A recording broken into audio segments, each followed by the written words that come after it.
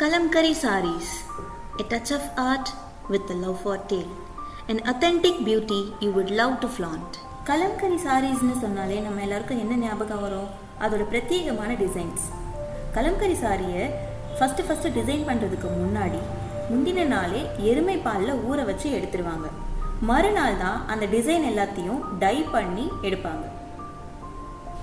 இந்த கலம்கரி சாரியில் இருக்கிற ஒவ்வொரு டிசைனும் பிரத்யேகமாக கையால் வரையப்பட்ட டிசைன்ஸ். அதே போல் ஒவ்வொரு சாரியோட டிசைனும் ரொம்ப எக்ஸ்க்ளூசிவான டிசைன்ஸ். இந்த மல்டி கலர்ட் கலம்கரி சாரியில் இருக்க டிசைன் பார்த்தீங்கன்னா ராணியை பல்லக்கில் தூக்கிட்டு போகிற மாதிரி வரைஞ்சிருக்காங்க. இதை உடுத்தும் போதே நமக்கும் ராணி மாதிரி ஒரு உணர்வு ஏற்படும். இப்போ இந்த சாரியோடைய கலர் காம்போசிஷன்ஸ் பற்றி பார்க்கலாம். இந்த கலம்கரி சாரியில் மேஜராக பார்த்தீங்கன்னா பிளாக் கலர் இருக்குது.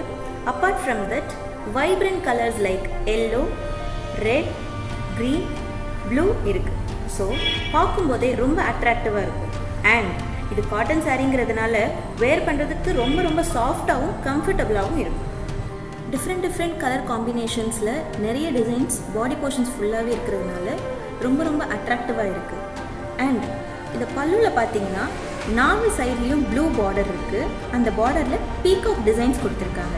அண்ட் சென்டரில் பல்லக்கு டிசைன் கொடுத்துருக்காங்க. நிறைய பேருக்கு இந்த கலம்கரி சாரீஸை எப்படி மெயின்டைன் பண்ணணுங்கிற டவுட் இருக்கும்.